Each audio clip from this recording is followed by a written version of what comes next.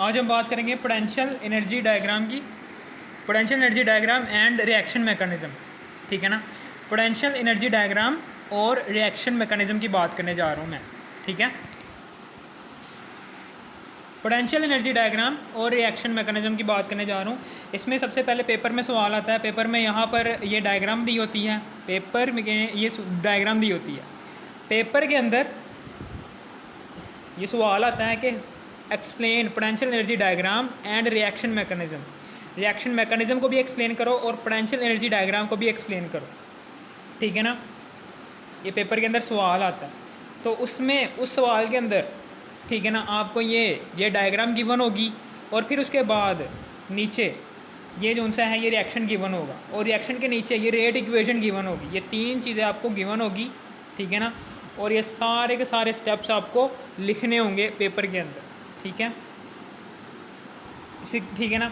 सबसे पहला है जी स्टेप 1 के determine number of elementary steps. सबसे पहले एलिमेंट्री स्टेप्स कितने हैं, ठीक है ना। एलिमेंट्री स्टेप्स यहाँ पर कितने हैं, एलिमेंट्री स्टेप्स हमेशा याद रखना, हमेशा याद रखना।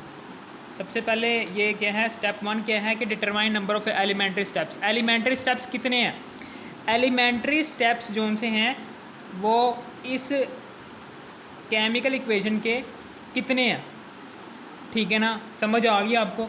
यहाँ पर 2 स्टेप हैं, ठीक है ना, 2 स्टेप हैं।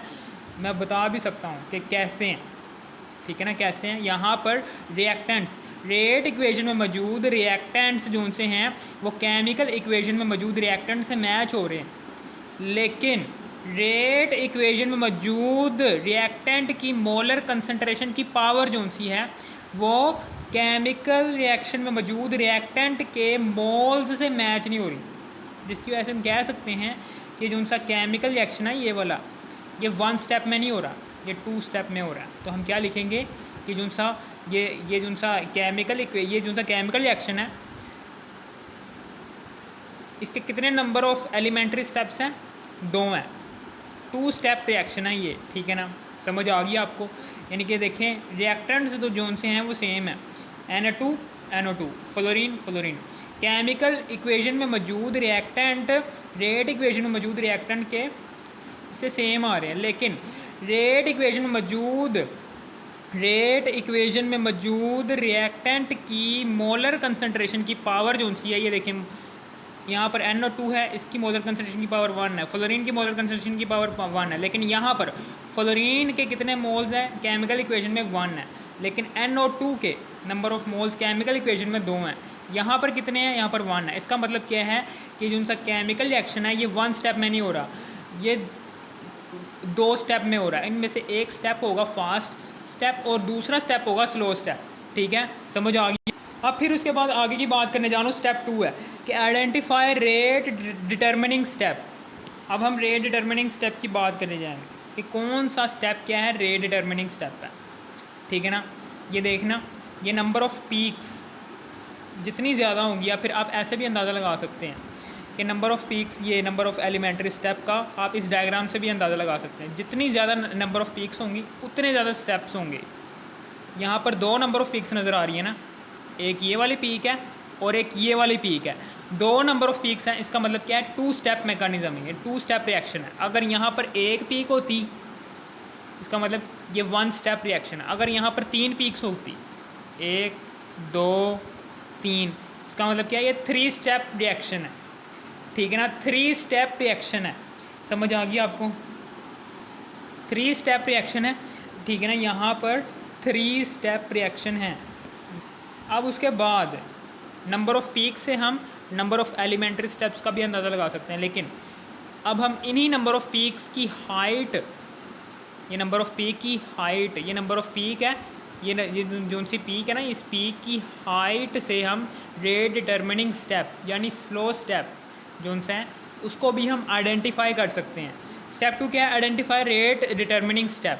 रेट डिटर्मिनिंग स्टेप को हम इन नंबर ऑफ़ पीक्स की हाइट की बदौलत हासिल कर सकते हैं। ये देखेंगे इस नंबर ऑफ़ पीक की जो सी हाइट है ना, ये वाली हाइट ये कम है, इस नंबर ऑफ़ पीक की हाइट जो सी पीक है इसकी हाइट ज़्यादा है।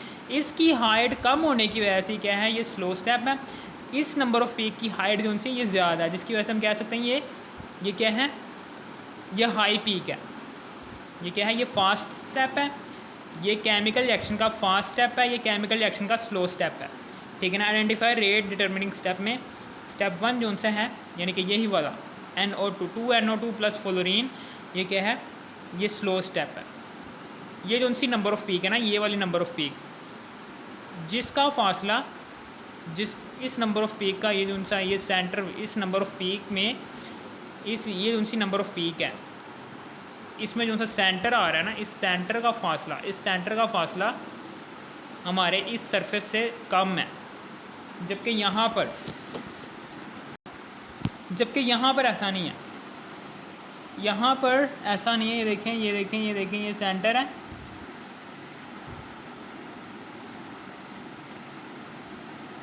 ये कम है, लेकिन यहाँ पर ये फासला देखें ज़्यादा है। ये फास्ट स्टेप है, क्योंकि यहाँ पर नंबर ऑफ़ पीक का फासला जो सा ये ये जो सी प्रोडक्ट बन रही है, इस प्रोडक्ट से इस नंबर ऑफ़ पीक का फासला क्या है, ज़्यादा है, तो ये क्या है, फास्ट स्टेप है। ठीक है ना। इस नंबर ऑफ़ पीक का फासला इस रिएक्टेंट से कम है, तो ये क्या है, ये स्लो स्टेप है। फिर उसके बाद आगे की बात करने जा रहा हूँ लोगों को। ठीक है ना। ये क्या है, ये स्लो स्टेप है।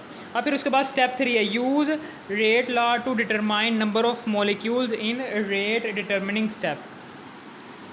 ठीक है ना। स्टेप 3 में use rate law to determine number of molecules in rate determining step. अब स्टेप 3 में क्या करेंगे, रेट डिटर्मिनिंग स्टेप में नंबर ऑफ़ मॉलिक्यूल्स कितने यूज़ हो रहे हैं प्रोडक्ट को फॉर्म करवाने के लिए।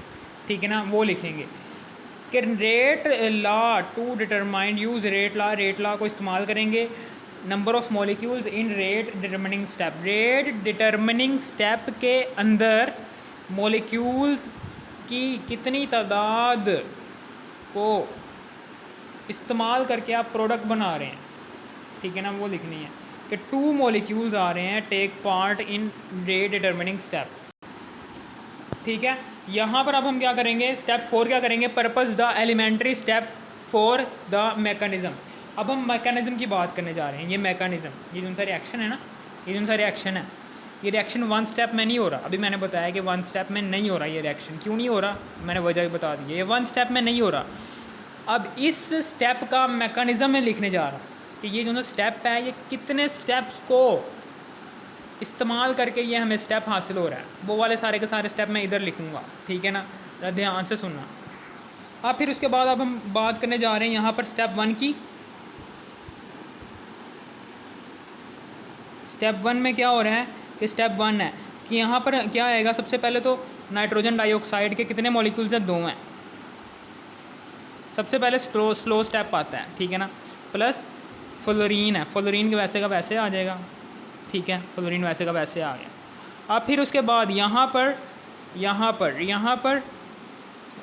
क्या आएगा, यहाँ पर NO2F, नाइट्रोजन डाइऑक्साइड और फ्लोराइड, ये बनेगा। फ्लोराइड नाइट्रोजन डाइऑक्साइड बनेगा। और फिर उसके बाद एक फ्लोरीन का एटम रह गया, वो इधर बन जाएगा। अब फिर उसके बाद यहाँ पर स्टेप 2 है। स्टेप 2 कैसे लिखेंगे, वो ऐसे लिखेंगे। स्टेप 2 हम ऐसे लिखेंगे कि ये देखें, ये जो सा है यहाँ पर NO2 कितने मॉलिक्यूल्स आ रहे हैं, ये जो उनसे केमिकल इक्वेशन है, इस केमिकल इक्वेशन के अंदर NO2 के रिएक्टेंट के अंदर NO2 के कितने मोल्स आ रहे हैं, 2 मोल आ रहे हैं ना। 1 मोल मैंने लिख दिया NO2 का। अब दूसरा मोल लाने के लिए मैं दूसरी दफ़ा NO2 लिखूँगा। अब ये देखो ज़रा ध्यान से कि इस केमिकल इक्वेशन के अंदर, ये जो सी केमिकल इक्वेशन है, क्या इस केमिकल इक्वेशन के अंदर आपको ये वाला F नज़र आ रहा है, नहीं ना आ रहा।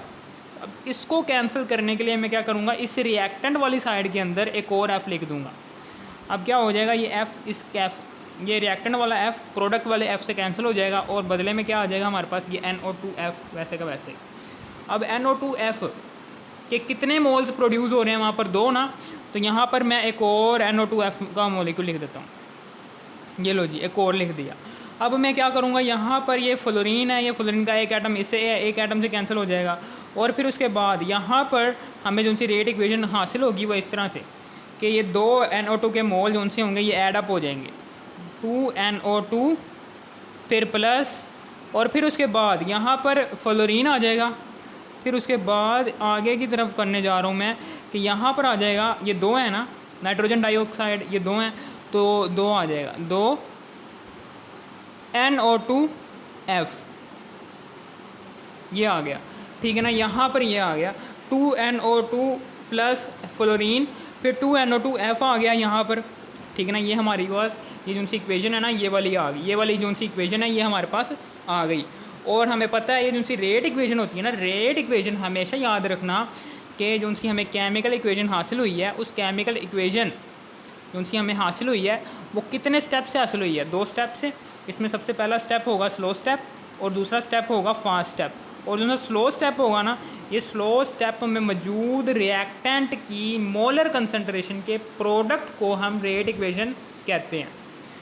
फास्ट स्टेप के रिएक्टेंट नहीं इंक्लूड होते, ना ही जो सी रिजल्टेंट केमिकल इक्वेशन हमें हासिल होती है फास्ट स्टेप और स्लो स्टेप को इस्तेमाल करने के बाद, ना ही उसके रिएक्टेंट इंक्लूड होते हैं इस रेट इक्वेशन के अंदर। इस रेट इक्वेशन के अंदर सिर्फ और सिर्फ उन्हीं रिएक्टेंट की मोलर कंसंट्रेशन का प्रोडक्ट हमें आता है जो रिएक्टेंट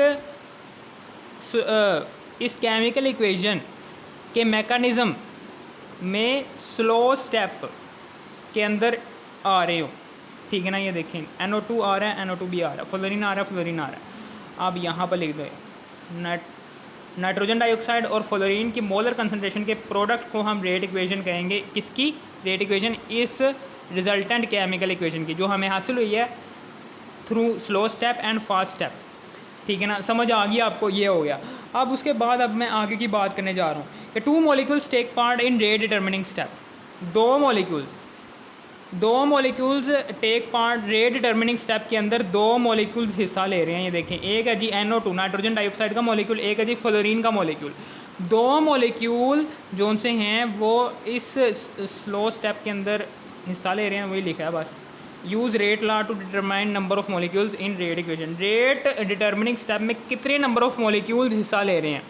2 ले रहे हैं ना, नाइट्रोजन डाइऑक्साइड और फ्लोरीन, वही लिख दिया। 2 molecules take part in rate determining step. और क्या? अब फिर उसके बाद आगे की बात, step 5 add the 2 steps to get overall chemical equation, ठीक है ना। समझ आ गई। अब ये जो सी रिजल्टेंट केमिकल इक्वेशन है ना, यही वाली केमिकल इक्वेशन यहाँ पर लिख दें। Add the 2 steps to get overall chemical equation. Overall chemical equation है ना वो यहाँ पर लिख देने स्टेप 5 में। ये देखें, ये जो रिजल्टेंट केमिकल इक्वेशन आ गई है 2 स्टेप्स को यूज़ कर ये लिख दी। अब फिर उसके बाद रेट डिटर्मिनिंग स्टेप की डेफिनेशन। रेट डिटर्मिनिंग स्टेप होता क्या कि ऐसा स्टेप के जिसके अंदर अगर कोई केमिकल रिएक्शन परफॉर्म हो रहा हो सिर्फ़ और सिर्फ एक ही स्टेप के अंदर, अगर कोई केमिकल रिएक्शन एक ही स्टेप से परफॉर्म हो रहा हो तो समझ लेना वही स्टेप ही उसका रेट डिटर्मिनिंग स्टेप है, ठीक है ना। और इसी तरीके से अगर कोई रिएक्शन 2 स्टेप में परफॉर्म हो रहा हो, उसमें से जो सा स्लो स्टेप, उसमें से जो सा उस केमिकल रिएक्शन का के मैकेनिज़्म के अंदर ऐसा रिएक्शन कि जो स्लो परफॉर्म हो रहा हो वो होगा उस केमिकल रिएक्शन का rate determining step. When the reaction take place in single step then the same step is called rate determining step. अगर केमिकल इक्वेशन के रिएक्टेंट अगर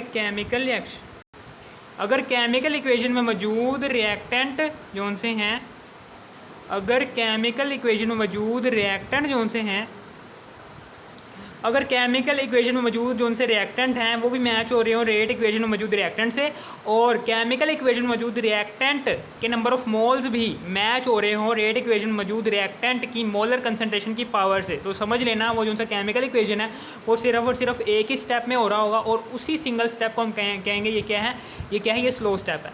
लेकिन अगर केमिकल इक्वेशन मौजूद रिएक्टेंट जो उनसे हैं वो रेट इक्वेशन मौजूद रिएक्टेंट से ना मैच हो रहे हो, ठीक है ना, या फिर अगर मैच हो भी रहे हों अगर रेट इक्वेशन मौजूद रिएक्टेंट की मैच ना हो रहे हो, ठीक है ना, और रेट इक्वेशन मौजूद रिएक्टेंट के मोल्स और जो उनसे हैं रिएक्टेंट की रेट इक्वेशन मौजूद रिएक्टेंट की मोलर कंसनट्रेशन की पावर मैच हो रही हो केमिकल रिएक्शन में मौजूद रिएक्टेंट के मोल्स से, तो समझ लेना वो जो उनसे केमिकल रिएक्शन है वो एक स्टेप में नहीं हो रहा होगा, वो 2 स्टेप में हो रहा होगा। एक होगा स्लो स्टेप और एक होगा फास्ट स्टेप। और स्लो स्टेप को कहेंगे ये क्या है, रेट डिटर्मिनिंग स्टेप। और रेट डिटर्मिनिंग स्टेप की एक दूसरी वाली कंडीशन ये भी हो सकती है कि केमिकल इक्वेशन में मौजूद रिएक्टेंट जो उनसे हैं वो रेट इक्वेशन मौजूद रिएक्टेंट से तो मैच हो रहे हैं, लेकिन केमिकल रिएक्शन मौजूद नंबर ऑफ मोल्स रिएक्टेंट के नंबर ऑफ मोल्स नहीं मैच हो रहे रेट इक्वेशन मौजूद रिएक्टेंट की मोलर कंसनट्रेशन की पावर से। तो समझ लेना ये जो सा केमिकल रिएक्शन है ये एक स्टेप में नहीं हो रहा होगा, ये 2 स्टेप में हो रहा होगा, जिसमें से एक स्लो स्टेप होगा, ये एक फास्ट स्टेप होगा, और जो स्लो स्टेप होगा और उसी को नाम देंगे हम रेट डिटर्मिनिंग स्टेप। ठीक है ना, समझ आ गई आपको।